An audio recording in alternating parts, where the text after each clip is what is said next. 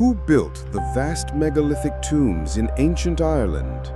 Beneath the thin veil of mist that blankets Ireland's lush green hills lie ancient structures, silent and unmoving, as if whispering something long forgotten.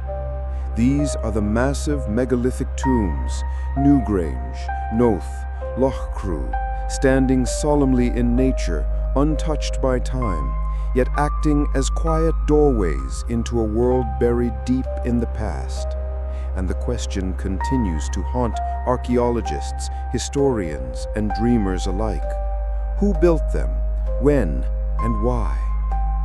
More than 5,000 years ago, around 3200 BCE, while Egypt's pyramids were still nothing more than a dream in the desert sand, a silent civilization had already taken shape in this remote land. They left behind no writing, no records, no renowned kings, but they built monuments that would later leave the modern world in awe. These were people of the Neolithic era, farmers, craftspeople, and communities of ancient Ireland. They had no iron, no wheels, no pulleys or engines, yet they transported massive stones, some weighing dozens of tons, across rugged terrain, and raised them into perfectly aligned structures. Every stone was placed with care, every passage calibrated to capture the exact ray of sunlight on the morning of the winter solstice, as if they were architects of both the earth and the stars. We don't truly know who they were.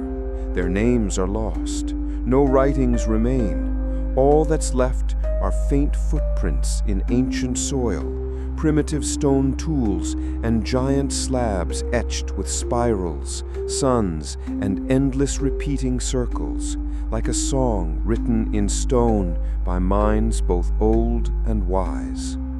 Were they shamans, astronomers, or merely farmers with a cosmic longing? They didn't build for life, they built for eternity. While we construct homes to live in, they built tombs to endure beyond death, to connect the human soul with the universe, to turn the soul into something of stone and light. And perhaps the most miraculous thing is not the stones themselves, nor the time it took to raise them, but the silence they left behind. They did not speak, yet thousands of years later we still hear them. They wrote nothing, yet every stone is a message about knowledge, about life, about death, and about a time when the soul was seen as the center of the cosmos. Immortal Light: The Astronomical Secrets of Ireland's Ancient Megalithic Tombs.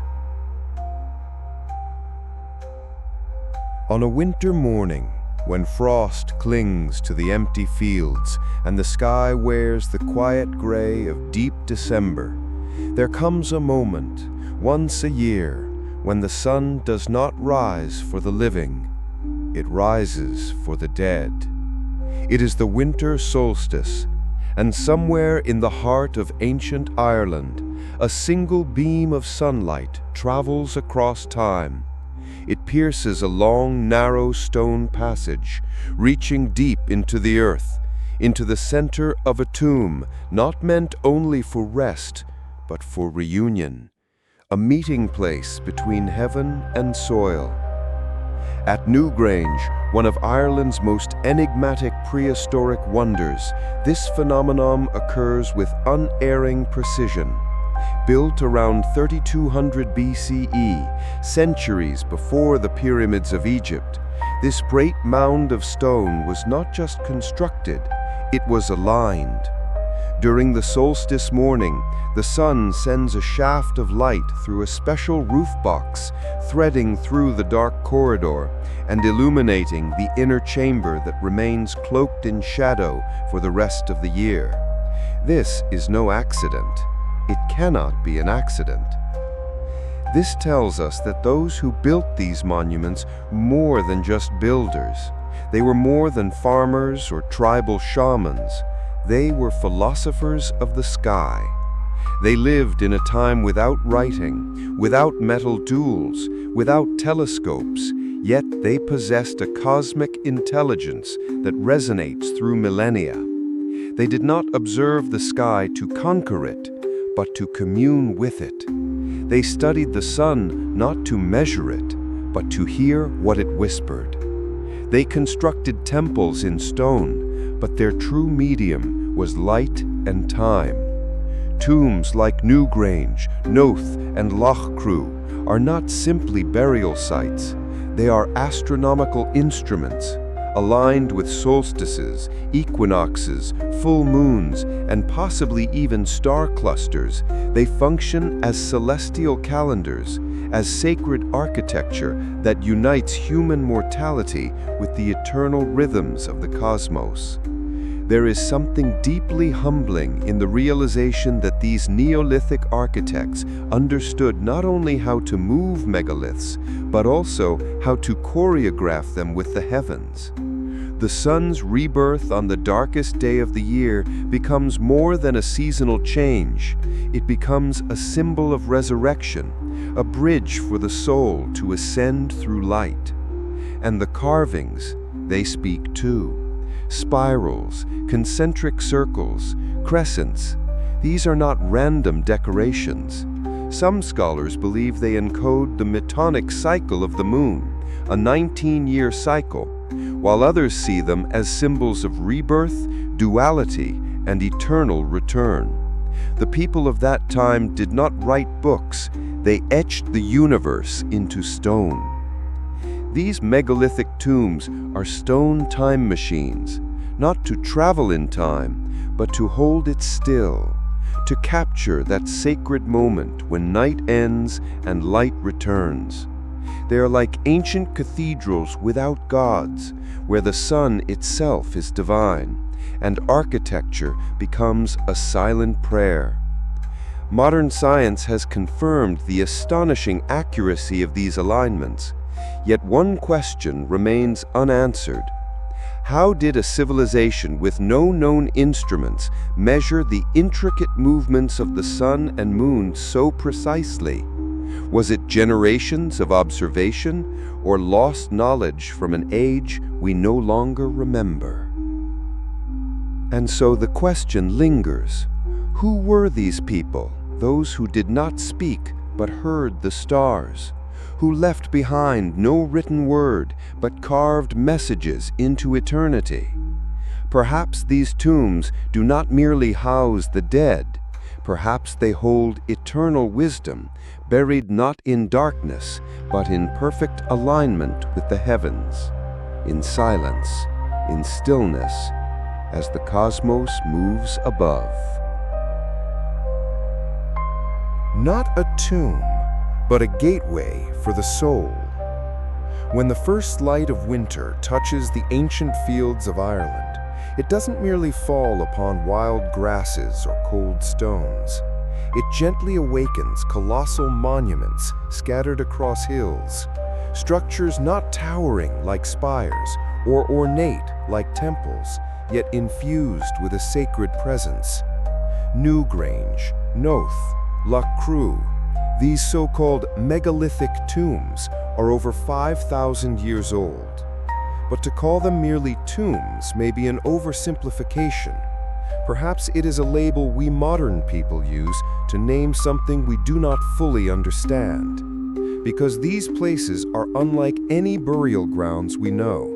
They do not overflow with bones. They are not filled with sorrow.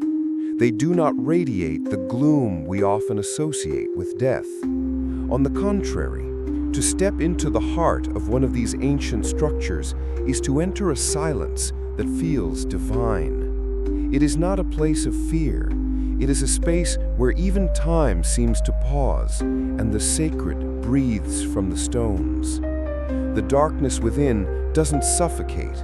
It leads you. It pulls you inward toward the center, where once a year a single beam of solstice light enters from above, illuminating the heart of the tomb like a whispered message from the heavens. And then one begins to wonder, were these truly built only to house the dead? The remains discovered inside, some ashes, a few bone fragments, scattered grave offerings, feel far too sparse for the scale of such immense structures. These are not cemeteries. They are not built for the many. Perhaps they were intended only for the few, the chosen, and perhaps not for death at all, but for ritual, for connection, for transformation.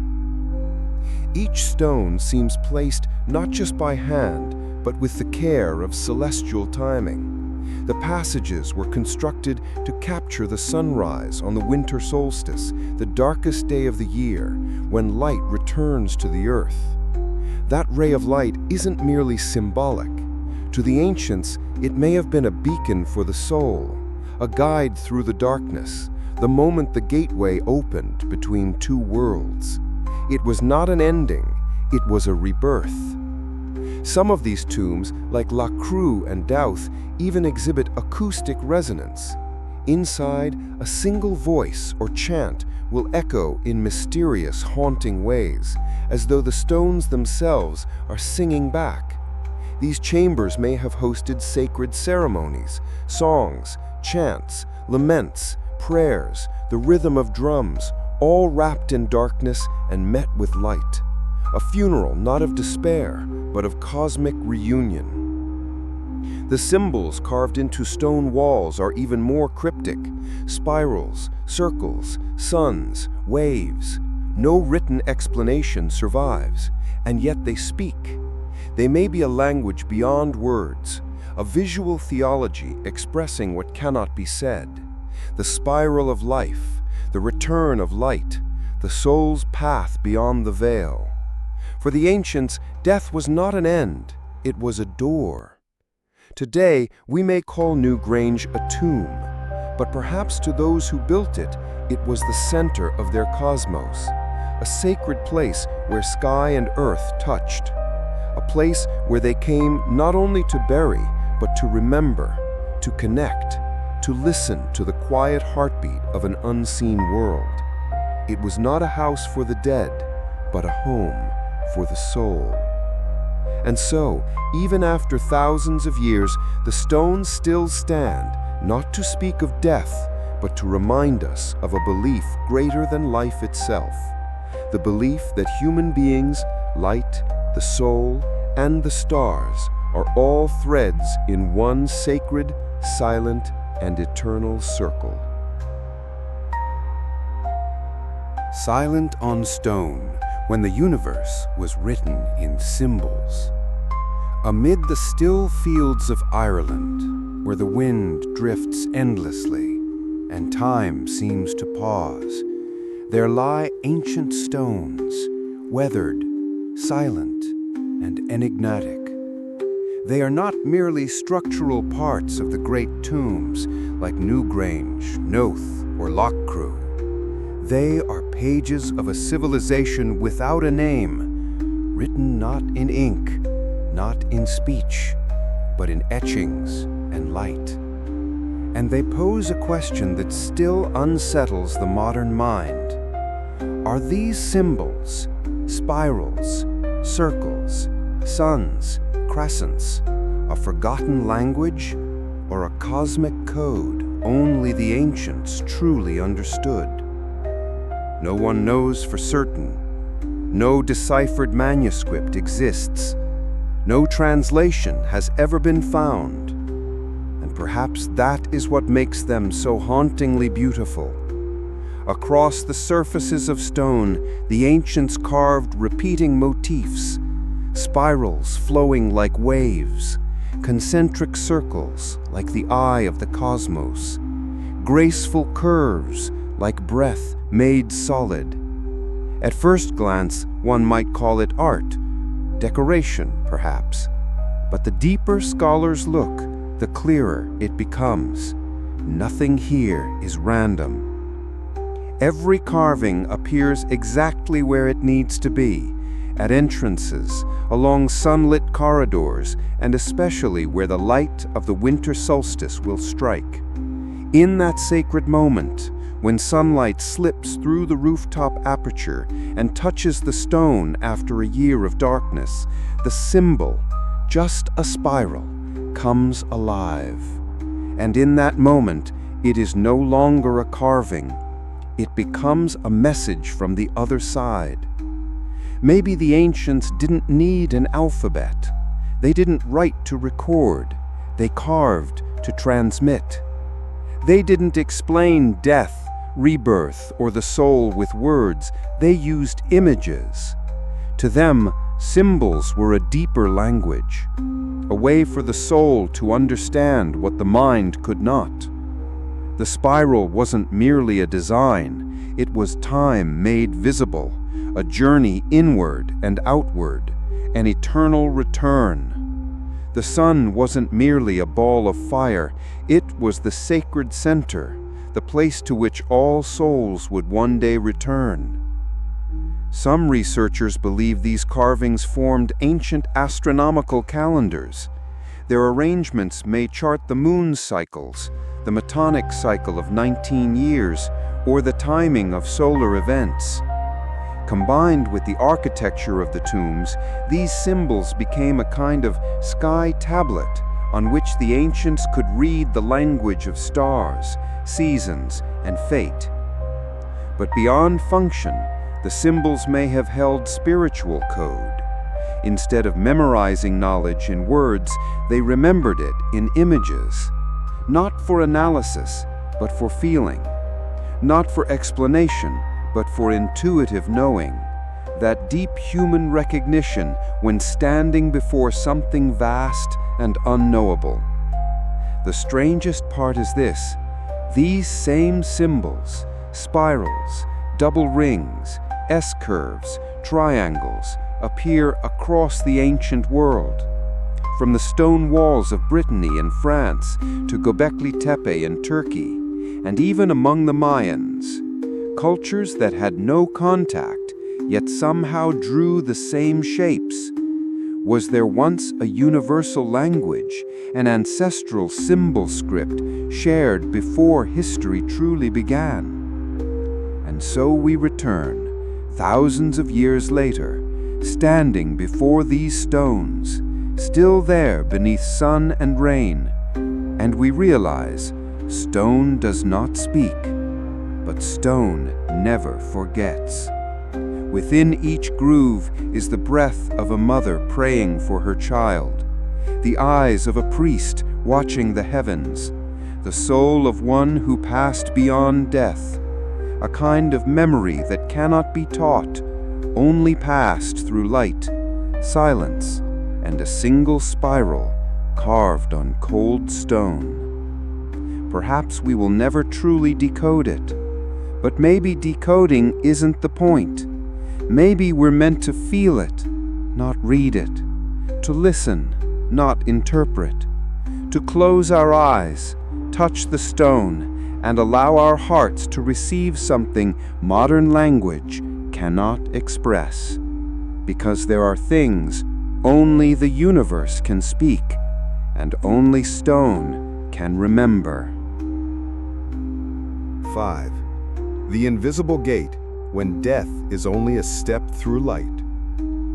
In the world of the ancients, there were no rigid boundaries between life and death. No locked door marked the end. They did not believe that death was a conclusion. They believed in continuation.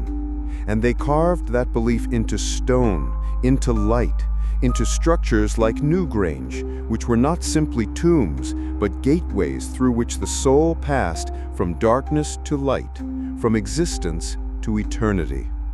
Modern eyes, when gazing upon these megalithic monuments, often see only stone and time, but the ancients saw something else, a vertical bridge between three worlds: the living realm where people love and suffer, the spirit realm where ancestors dwell, and the cosmic realm of the stars, the source and the destination.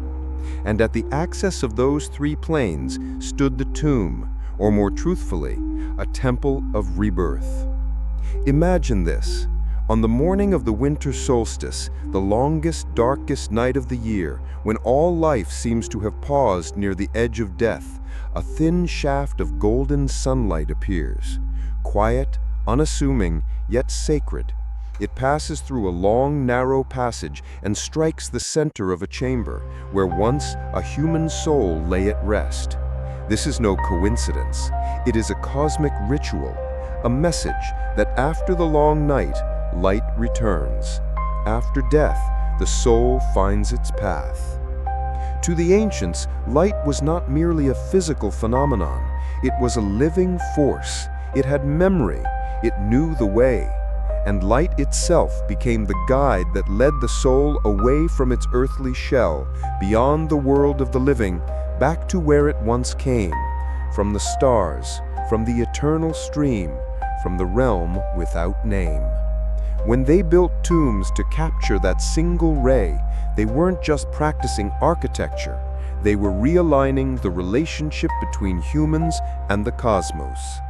And in that place, ritual needed no words, no scriptures, no formal priests, just a soul, a shaft of light, and a single moment. Perhaps when someone died, they were not simply buried. They were laid within stone to await the light of rebirth, to continue a journey unseen. Many cultures speak of days when the veil between worlds grows thin, like the Celtic Samhain or the Egyptian rituals of weighing the soul under the watch of Anubis. But ancient Ireland needed no statues, no gods with names. To them, the sun itself was the god, faceless, wordless, yet powerful enough to awaken life from shadow and stone. The more we look into these structures, the clearer it becomes they were not built to close something, but to open it, not to mourn, but to understand. These were not ends, but curves in the soul's path, where it paused, waited for light, and then continued a journey greater than human knowing. That's why their symbols are spirals, circles, endless lines, because to them, nothing truly ends. Everything flows, then returns. So does the soul, so does love. And death, it is only a long night before the light comes again. And now thousands of years have passed. The sun still returns each solstice. The stones still stand, tilted in the exact angle they were placed in the beginning. None of the ones buried within remain to tell us what they saw. But perhaps it is this very silence that speaks the loudest, that life has never vanished, it has only changed form, waiting once again to be touched by immortal light.